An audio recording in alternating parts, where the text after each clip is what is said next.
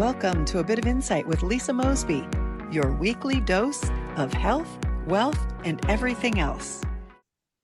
Discover how Cher Cher transformed trauma into triumph and how her SkirtStrong movement is rallying women rallying women worldwide to stand tall, speak out, and shatter the silence around abuse. From brokenness to breakthrough, Cher Cher's SkirtStrong journey to end violence is the topic of today's conversation. Hey, everybody, I'm Lisa Mosbey, your host with a bit of insight. And I want to first get our guest in here. Let's welcome my guest today. You know, she's on a mission to bring healing, hope, and awareness to those affected by domestic violence. She's actively building a movement that empowers women to break the silence and walk boldly in their strength. She's preparing for her annual Breaking the Silence event in October. This event is in collaboration with the city of North Lauderdale here in Florida. And my guest, Cher Cher, is also expanding her outreach with intention to create future events in other cities and in her home country, Jamaica. She's continuing to mentor survivors, speak at community forums, and partner with organizations to drive awareness and change.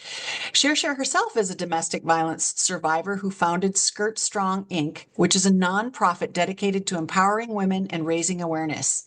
She served as a spokesperson for women in distress for 2 years, and she is the author of Life After Brokenness. Her book, which is her testimony of how she has turned trauma into triumph, reminding others in the world that faith, resilience, and purpose can break any chain. Welcome, Cher Cher. Thanks for being with me today. Thank you, Lisa, for having me. Yeah, my pleasure. You know, your roots are in Kingston, Jamaica, and I want to start there. How did growing up in Kingston, Jamaica shape the resilience and sense of purpose that you carry with you today? Well, living in Jamaica, because we have this laid back attitude where Jamaica, no problem, man. You know, that's our motto. We have no problem.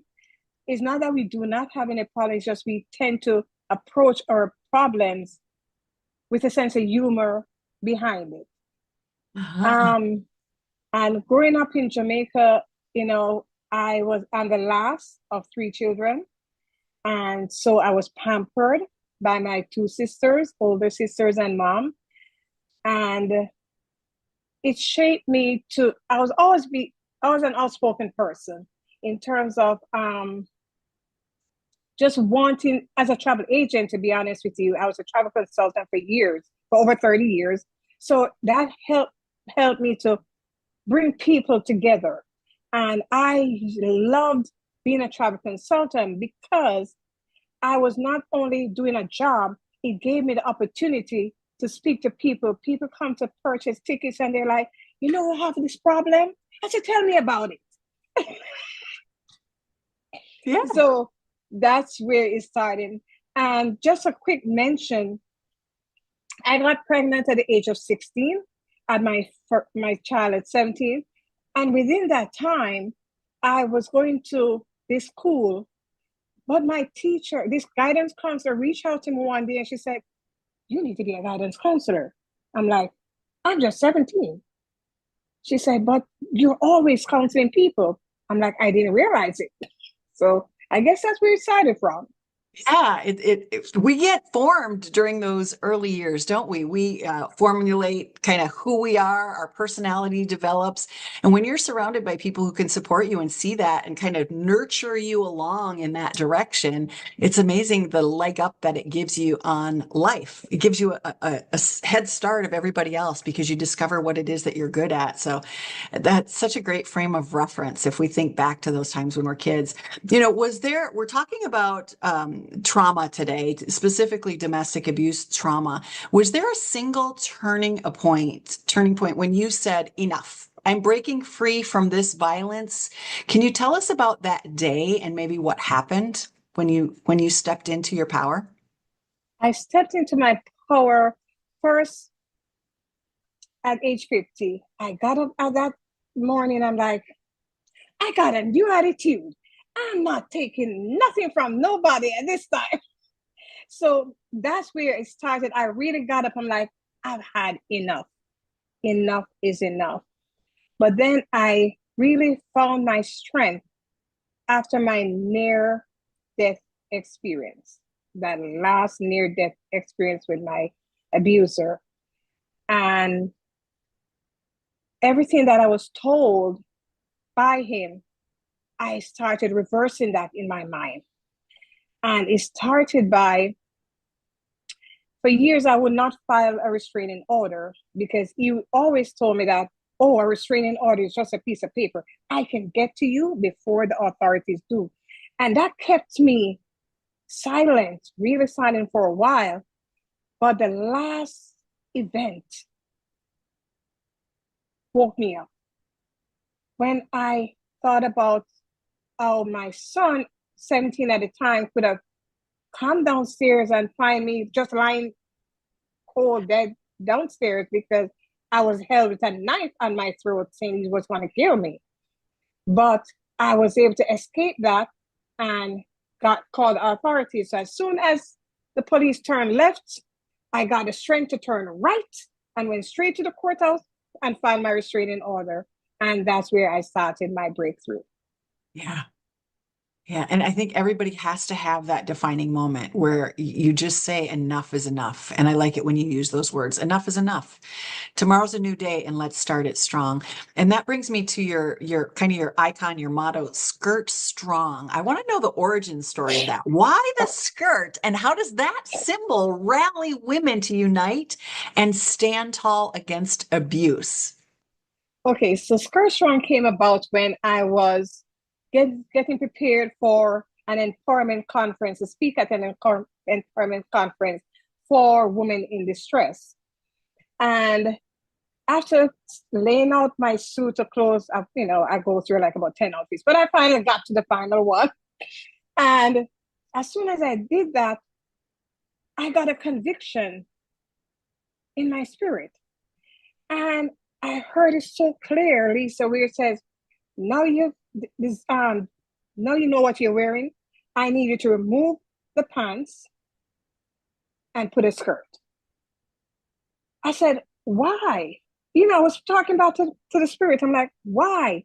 And the Holy Spirit said to me, because you were not allowed to wear skirt for over 10 years. Because each time you put us, and this is what he was reminding me of. And I look back and I'm like, oh my God. He said, each time you put a skirt on to go out, you're accused that you're going to commit adultery. So I'm like, oh my God, that is true. So with that, going to that event, I didn't have a skirt, Lisa. So I had to go out and buy a skirt. That is so funny. I'm so sorry. I had to go out and buy a skirt. And after I bought the skirt, came back home, heading to the event, I was told again by the Holy Spirit, I need you to add what I just told you to the end of your speech. Lisa, I did. At the end of the speech, I said, oh, and let me just take this time to, since I know I was coming to a women empowerment conference, I decided to empower myself. And this is how I did it. I did something that I've not done for over 10 years, and that is wearing a skirt. It was a group of over 300 people, and they were like, because I'm like, you're a woman, skirt. But then I said to them, what I mean by that is because I was not allowed to wear a skirt for over 10 years because my abuser believed that I was going out to commit adultery each time I put a skirt on. But here I am tonight, standing strong in my skirt. Uh-huh. And everything and the entire building was in uproar. And what the most I gathered from that, what was at the end of the event, I had women coming up to me and like, do you know I had a boyfriend who told me I couldn't wear red lipstick? Do you know? And just women just pouring in things that they were told, but they would never speak it out until I did. So that's the voice I'm trying to bring out of for women. Yes. Yeah, it's the resiliency and the word that you used, empowerment. You decided that to empower yourself. Well, we don't have to wait for permission. We don't have to wait for anybody else.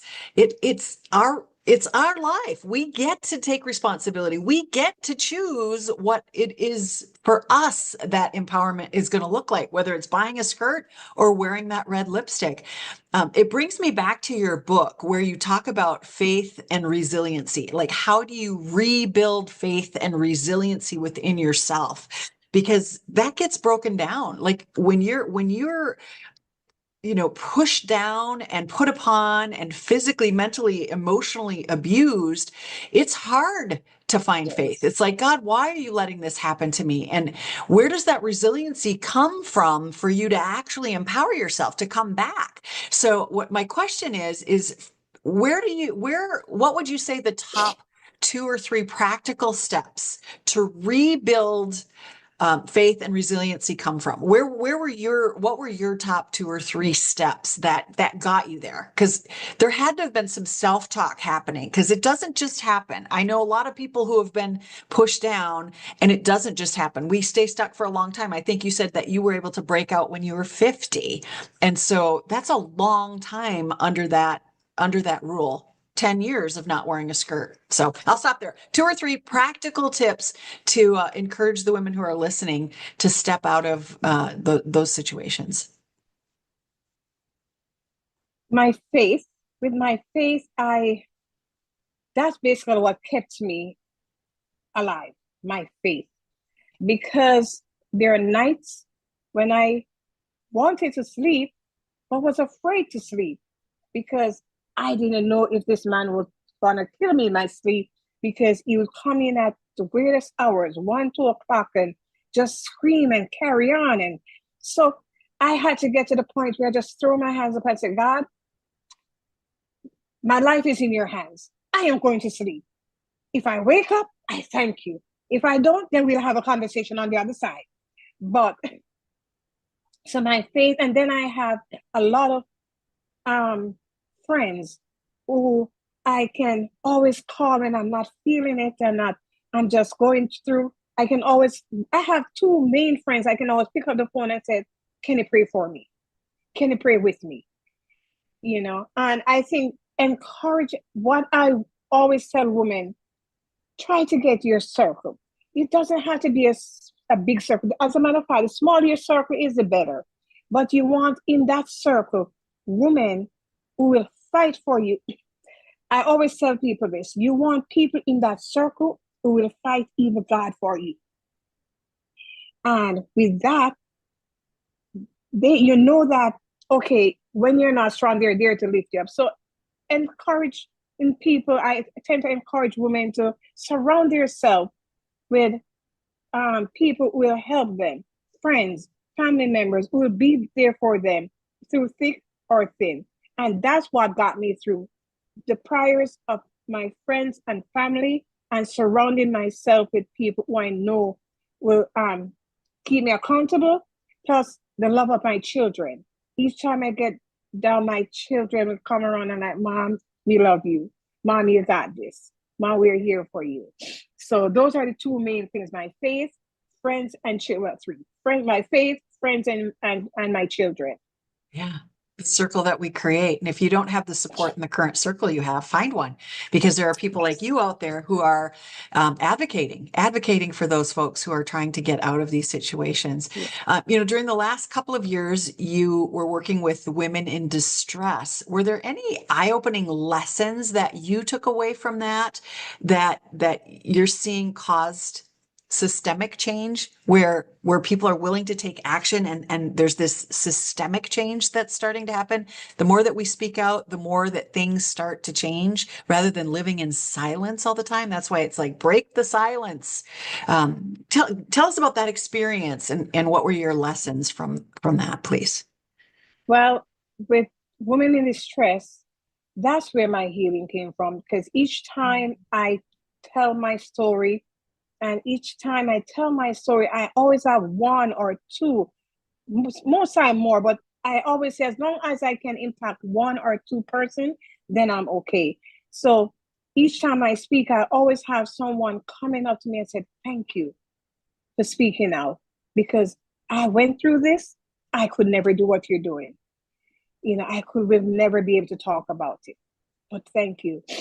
Lisa, I remember this event that I spoke to on for women in distress.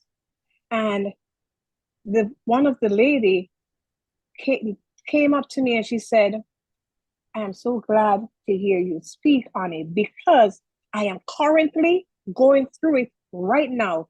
You have just given me the strength and the hope, and I'm going home to make a change." That was my takeaway from all that. Yeah. Yeah, we have to speak up so people know there's hope after the fact. And then also giving them resources, which is what you've become, what you're growing with your event in October. Looking back at last year's event, what were the big wins from that? I know you partnered with the city of North Lauderdale, and you're bringing in the community, you're bringing in politicians, you're bringing in powerful people who they are the ones, they're the lawmakers and things that can make changes around this. And you've been rallying and organizing this in October for the annual event. What wins did you have from last year? What change have you seen happen over the last 12 months? And then what's new on the horizon? Do you have some big goals for this year's event? What are you expecting to happen? Okay. So the takeaway from last year's event is um, we had a question and answer section after, and we had, of course, on the panel, I had a BSO officer, women in distress CEO, and so forth. And not only that, I had two men, probably three men in the crowd at the time. And this young man stood up and he said, "I want to talk about the abuse that I went through. Just listening to you all, I can," and the entire room went silent because for a young man to stand up and tell about what he went through, and as he said, I was at the brink of taking my life. And something happened where I got a call as I was heading to where I was going to take my life. I got a call from this older man who told me that he had something for me to do. But I all believe it was a God intervention. But with that being said, I also had a woman in the room. She said she called over one of my teammates. She said, "Whatever you do, please do not put a camera on me. I'm literally in that space right now where I'm hiding from my abuser, but I wanted to be here." So, and with women in distress, giving them the resource, know that, hey, you do not have to say it. Here is a shelter. Here's somewhere you can go. Here's something you can do. And so that was my big takeaway, that people understood that there was an escape route. And we explained to them that here are the signs. As long as you can recognize these signs, which is what we're here to do, to let you be aware of the signs, as soon as you recognize these signs, find even one person you can confide in and start to take a little piece of clothes, one suit today, your important paper. Just try to take little things at a time away from the house and give it to a friend or a family member to keep. So when that day comes and you plan your escape, you do not have to worry about trying to gather all these things. That was a big takeaway that women was in awe with. Yes. Yeah, and you don't know when you're in the midst of it, I call it my brain goes into buffer mode. You know how when the computer just spins and you can't Yep. pull anything out of it? My brain starts buffering sometimes. And I think when women or even young men or anybody can be in a domestic violence situation, doesn't it crosses all boundaries. It crosses Yes. culture, it crosses race, it crosses sex. It doesn't matter if you are in that situation. Your brain gets into buffer mode and you can't think of what to do. For those of us on the outside of that, oh, it's so obvious. Why don't you just leave? Because there's so many things that your brain is thinking about. Like, how do I protect myself? What if they find me? They've threatened to kill me if I ever leave. There's all of this other baggage that comes with just leaving. Where do I go? How do I make money? How do I survive? Where do I live? All of those things. So, the space that you've created in holding this and bringing community together to have these conversations and talk about it and bring awareness to it. The folks that show up, many people don't know that they're there because they're trapped in those situations. They're just there learning, maybe not speaking up. But for those that do come forward, it's a trickle down. Their Yeah. stories are helping other people, giving them courage, giving them faith, giving them hope, all of those pieces. And I know that you've been doing this just in Florida, and your dream is to have a global vision of taking it to other communities, taking it back to Jamaica. What does that look like? Are you asking for other cities to partner with you? I mean, this is a platform where you could put that message out right now. What would you like to ask of other communities or organizations in helping you to spread this mission?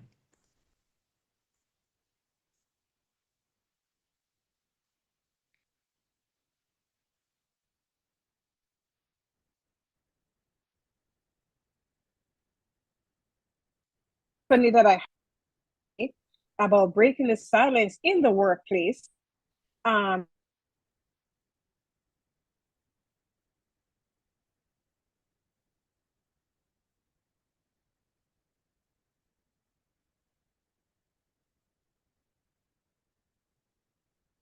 the morning to for work, but I used to love Monday mornings because it's my way of getting escaping my home, you know. So by being able to bring this into the workplace, and as the title that I'm gonna have behind this is the hidden battle behind the desk. And I really want to expound on this as much as I can so that people and employers and supervisors and managers can start being aware. Why is my employee not at work today? Why is she coming in late? What's just bringing that awareness, not just to the survivor, but also to the managers, the supervisors, so that they can know that, hey, this is happening in our workplace. What can we do? Because you do have some of those men who actually go to the workplace to meet the women after they escape the home. And that's a sad part of it, because with domestic violence, once it's a trickle down, as he said. So here it is, you leave the home. Because now that you leave your home, you gotta leave the job, because that's the next place they're gonna go look for you. The job. So now you lost your job. And now you're like, okay, so now they're gonna go to my friends and family. So you try to stay away from your friends and family so that they don't find you there. It's just a trickling, it just trickled down. And the sad part of it, what I realized, Lisa, is that a lot of women actually go back because at the end of the day, they realize I don't have nowhere to live. I do not have an income. So let me go back. And that's the sad part of it, because most time they don't make it back out alive. I hate to say it. So with this upcoming event, I'm having an awesome panel for October, an awesome panel where I have two dynamic men going to be on there. And I'm bringing in people from professionals, from kids in distress, because we also want to hear about it from the kids' point of view. Yeah. Children who watch their parents go through this. So I'm building a panel where it will come across. You hear about domestic violence from every aspect of life, from the male point of view, from the mental point of view, from a child's point of view, from a community leader point of view, from the BSO, the police point of view. Just bring it all together, plus from survivors. So hopefully with all of this, I'm here because we need help of every kind. Volunteers to put everything together. We need sponsorship to get all the work that we're doing together, the material, the program, the flyers. I mean, sponsorship in cash or kind. It's just a wide cross area. We are open to any and everything and everyone. So you're fueling the mission, but where do people make these donations? How do they reach out? How do they get in touch with you if this is something that they want to participate in any way, whether it's volunteering or financing or something else? How do they find you? My email address is SkirtStrong23. I got it from Psalms 23.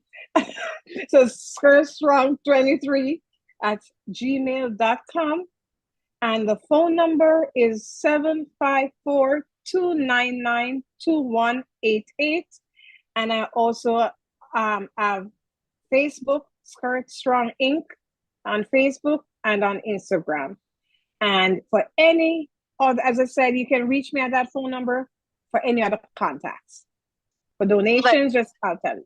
Yeah, and all that information will be in the show notes too. So if you didn't get off the audio, I know many of you are listening on your phone, and you can pause and go back, rewind, and write it down. If you have access to the show notes, whether it's on Apple, Spotify, wherever we are aired, you can also look at the show notes and you'll find it in there.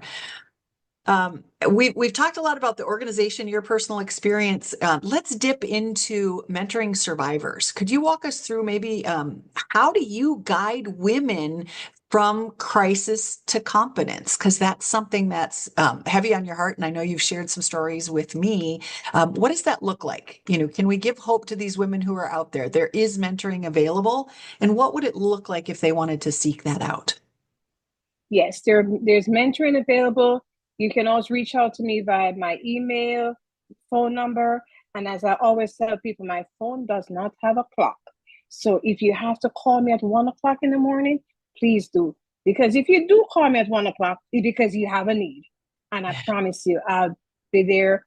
My promise with SkirtStrong is you might be trying to escape. You might not know how, but you just might want to get out. And I promise you, you have my number. If you call me and you said, I want to leave, but I don't have a ride, tell me where you at. I'll grab a company and we'll come get you. And we will take you to a safe place. Women in distress is always a good place to start. 211 is a good place to start as well. If you are really in dire need, you can always dial 211 and they will give you the source and the resource for women in distress and other places where you can go for shelter. Yeah, I didn't know that about 211. Thank you. Yeah. Yes. How is spirituality and counseling kind of intersected for you when you're mentoring survivors? How important is that for long-term recovery? I want you to speak to that because you talked about your faith, and that's what really got you through all of that tough stuff. Some of these women may not have a Bible, they may not have faith, and so how do they start to maybe do that in secret, in the closet sometime? How important is it to their recovery, and how do they get started in getting a deeper connection with faith? Your faith, you need your faith because that's what's going to bring us out.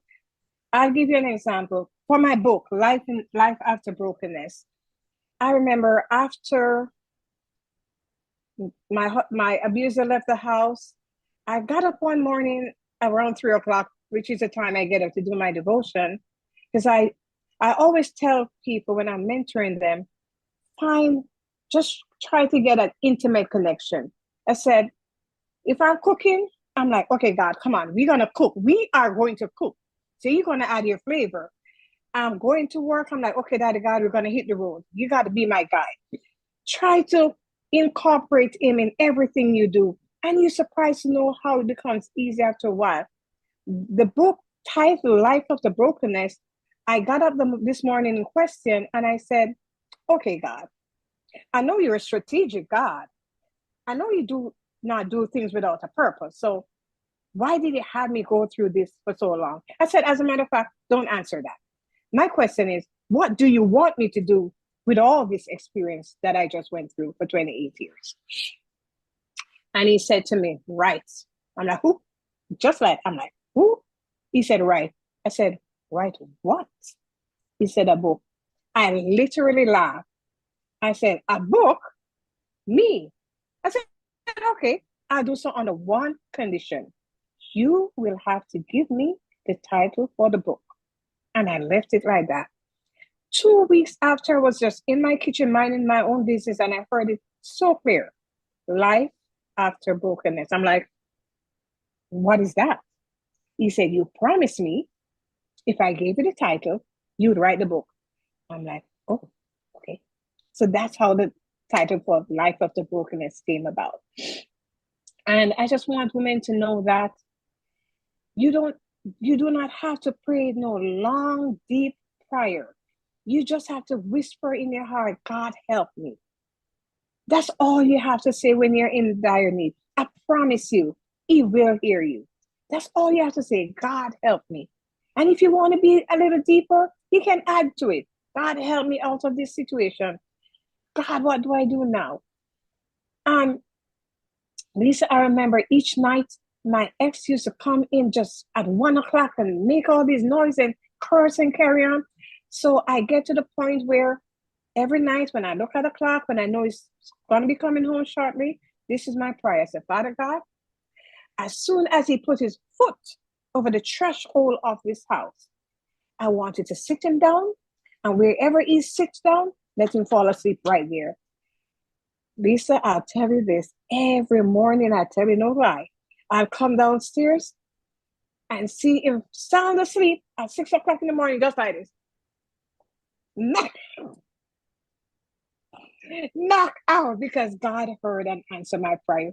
And I promise you, ladies that are listening, he will. You don't just come straight from your heart. It's no long prayer, no certain words you have to pray. Just pray from your heart. 1 word, 2 words is all you need.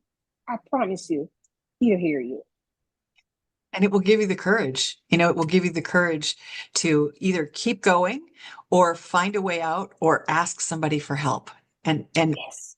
that's all we're providing that space for you today. And we're hopefully encouraging some of those who are experiencing this. But I also want to make another call for courage. And that is, if there's somebody in our audience who is a witness to this, who sees it happening, whether you're in a workspace and you see it, or it's somebody in your friend circle, your family circle, are there, let's say, 3 tangible things that those folks could do to stand up for or stand with survivors of domestic abuse? What can we do as those that are witnessing it?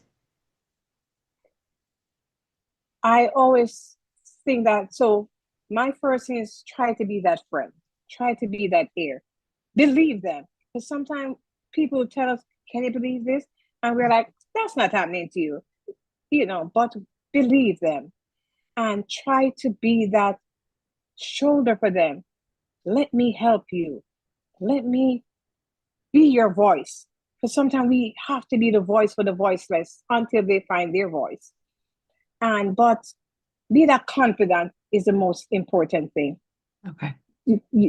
Being a confident, let someone know that you can come to me, you can share what's going on, and I will be your confidant. I'll hold it until you tell me otherwise. Perfect. Any final thoughts? Any last things that you want to make sure that we share with the audience today, whether it's for those who are victims or victors, or those who are in support of people who are experiencing this? Final messages. Final message is, I just want you to know that do not let your situation define who you are. Do not let your abuser win. That's why I want you to break the silence, because once you can break, because that's where our abuser hold us. They keep us quiet. So once you can find your voice to speak to if just one person, as I keep saying, that confident, then you're breaking your silence. And just know that there's hope. You can heal. There are resources out there for you. There are shelters out there for you if it comes to that. But there are people who will undergird you and believe you and keep the faith. Keep the faith. Beautiful. Thank you so much for being with me today. Thanks for joining me on A Bit of Insight. To get more involved with our wellness community, grab a copy of my book, Live Well, Travel Far, or to explore our travel offerings, visit the website at insightcenterforwellness.com. And if today's episode gave you something to think about, leave a review and please share it with a friend. This is Lisa Mosbey reminding you to live well, travel far, and always follow your insight.